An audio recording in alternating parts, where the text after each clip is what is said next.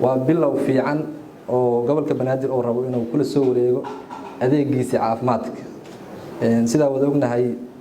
bil ka hor wasaaradda waxbarashada iyo tacliinta sare waxay gobolka Banaadir ku soo wareejisay adeega waxbarashada aasaasiga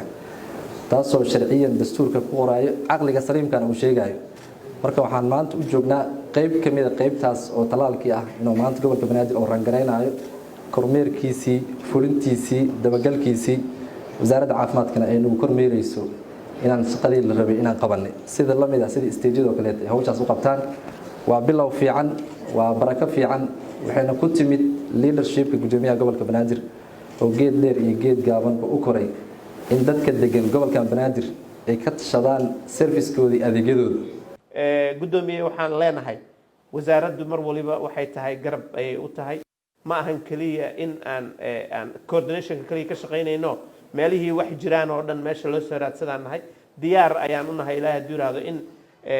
adeega caafimaadka iyo agaasinkan arrimaha bulshada aan la shaqeyno ilaahay hadduu yiraahdo waxaan rajaynaynaa insha Allah taala in Soomaaliya ay toosto ilaahay hadduu yiraahdo wayna toosaysaa ilaahay hadduu yiraahdo waxaan nasi wanaaga in toddobaadka hore booliyada Afrika keeska ugu dambeeyay laga tirtiray oo lagu dhawaaqay last week Nigeria waxa uu maranay keeska horeeyay kii ka horeeyna waa Soomaaliya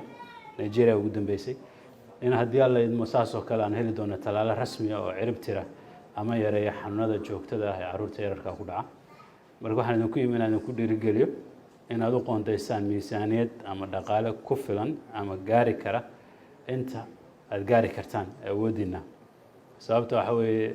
haddii aan isaa yeelin waxbarashadana ma helayaan koritaan fiicanna ma helayaan waddanka iyo mustaqbalka Soomaaliyana wax badan ma tari karo ilmihi haddii aan isagiiba caafimaad qabin caafimaadka waa qayb badan yahay laakiin qaybtaan waxa waaye waa qaybtii talaalka dabaysha iyo jadeecada dabaysha iyo jadeecadu way ku dhacaan dadka waaweyn iyo kuwa yaryar laakiin waxa u nugul dadka yaryar gaar ahaan dadka la yiraahdo under 5 ama 5 sano ka yar marka waxaan aad uga murgaynay marka in kuwa noocaas oo kale aad u yar u tabar yar adeegyadan ay ka soo daahaan muddadii hakadka uu ku jiray coronavirus-ka dartii farxad ay noo tahay maanta marka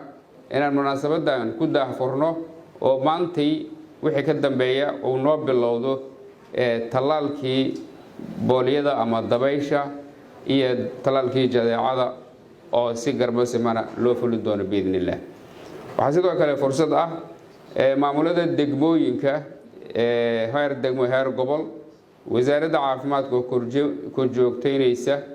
iyo hay-adihii ka kaalmeynayay dadka Soomaaliyeed ee humanitarianka ama yani bini'aadanimada inay si wada jir ah ay usula shaqeynayaan runtii waa dadaal dheeraad ah oo la sameeyay oo aan rajaynayno si dhammaystiran sanadkan inta uu sa dhamaan in loo gaaro oo loo dhammaystiro biidnillah